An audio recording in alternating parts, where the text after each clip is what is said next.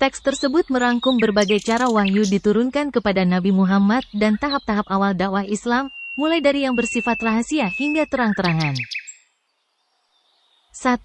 Wahyu diterima melalui beberapa cara, termasuk mimpi yang benar, bisikan ke dalam hati, penampakan malaikat dalam wujud manusia, suara seperti lonceng, dan penampakan malaikat dalam wujud aslinya. 2. Tahap dakwah rahasia berlangsung selama 3 tahun, dimulai dengan keislaman orang-orang terdekat seperti Abu Bakar, Khadijah, Ali bin Abi Thalib, Zaid bin Haritsah, dan Ummu Aiman.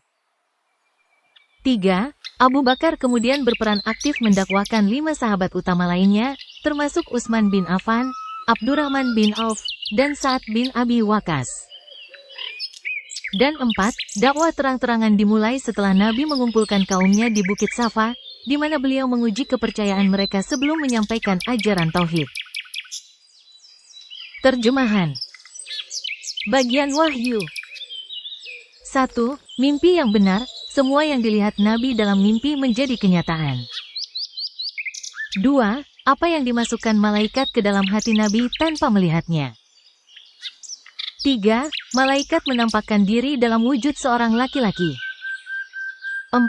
Malaikat datang dalam suara seperti lonceng, dan itu sangat berat bagi Rasulullah. 5. Melihat malaikat dalam wujud aslinya saat diciptakan. 6. Apa yang diwahyukan Allah kepadanya saat berada di atas langit pada malam Mi'raj. Dan 7. Perkataan Allah kepadanya tanpa perantara malaikat. Dakwah. Nabi tinggal dan mendakwahkan kaumnya secara rahasia. Abu Bakar adalah laki-laki pertama yang masuk Islam, Sayyidah Khadijah adalah perempuan pertama, Ali bin Abi Thalib adalah anak laki-laki pertama, Zaid bin Haritsah adalah mantan budak pertama, dan Ummu Aiman al-Habasyiyah adalah budak perempuan pertama. Kemudian Abu Bakar As-Siddiq aktif dalam dakwah dan membawa 5 orang yang telah masuk Islam. 1. Utsman bin Affan. 2. Abdurrahman bin Auf. 3. Az-Zubair bin Al-Awam. 4. Talha bin Ubaidillah At-Taimi. Dan 5. Sa'ad bin Abi Waqqas. Kemudian Nabi mulai mendakwakan kerabat terdekatnya secara rahasia selama 3 tahun hingga tiba tahap dakwah terang-terangan. Dakwah terang-terangan. Nabi mengumpulkan kaumnya dan berkata, "Bagaimana pendapat kalian jika saya memberitahu kalian bahwa ada pasukan berkuda di lembah di kaki gunung ini yang ingin menyerang kalian? Apakah kalian akan mempercayai saya?" Sahih Bukhari. Mereka menjawab, "Ya, kami tidak pernah mendapati darimu kecuali kejujuran." Di sini Nabi memberitahu mereka tentang agama baru dan menyembah Allah semata dengan berkata, "Ucapkanlah, la ilaha illallah, niscaya kalian akan beruntung."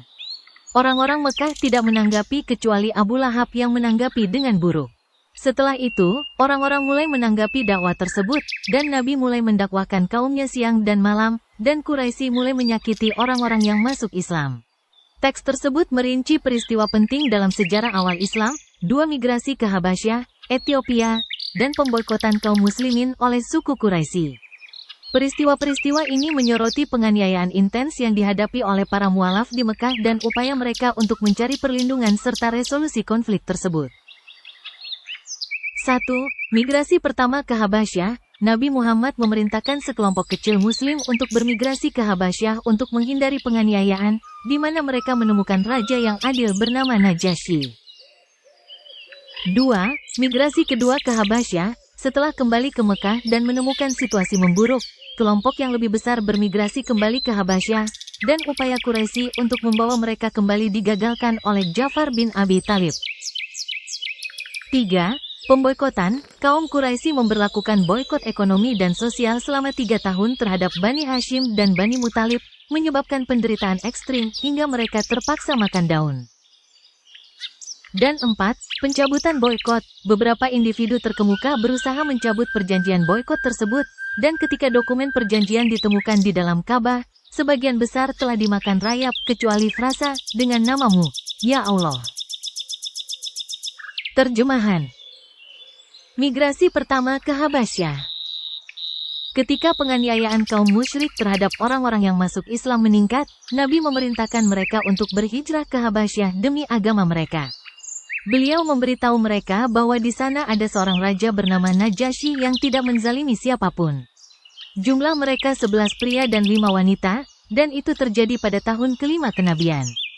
Namun, mereka kembali pada tahun yang sama karena mengira situasi di Mekah sudah stabil dan banyak penduduknya yang masuk Islam. Migrasi kedua ke Habasyah. Ketika para migran kembali dari Habasyah, mereka mendapati situasi di Mekah lebih buruk dari sebelumnya, sehingga jumlah mereka bertambah hingga mencapai 82 pria dan 18 wanita. Mereka berhijrah pada tahun ke-6 kenabian. Ini adalah bukti kerasnya penganiayaan terhadap orang-orang yang masuk Islam. Quraisy kemudian mengutus Amr bin Aish kepada Najasyi, menuntut agar para migran dikembalikan. Namun, Najasyi mengutus Ja'far bin Abi Thalib, yang membantah klaim Amr bin Aish dan memberitahunya bahwa mereka melarikan diri demi agama mereka dari penganiayaan kaum musyrik, sehingga Najasyi menolak mengembalikan mereka. Pemboikotan. Pasukan tirani dari Quraisy sepakat untuk tidak berurusan dengan siapapun yang masuk Islam, memboikot Bani Hashim dan Bani Muthalib, serta memutus pasar dari mereka. Pengepungan berlangsung selama 3 tahun hingga kaum muslimin terpaksa makan daun pohon. Beberapa orang terhormat berusaha menyelamatkan Bani Hashim, Bani Muthalib, dan orang-orang yang tertindas, lalu mereka merobek perjanjian yang telah disepakati oleh Quraisy untuk dipatuhi, yang mereka letakkan di dalam Ka'bah. Ketika mereka kembali kepadanya, mereka mendapatinya telah dimakan rayap kecuali kata, "Dengan namamu, ya Allah." Orang-orang terhormat ini adalah 1. Hisyam bin Amr. 2. Suhair bin Abi Umayyah. 3. Mutim bin Adi. 4. Abu Bakhtari bin Hisyam. Dan 5. Zamah bin Al-Aswad.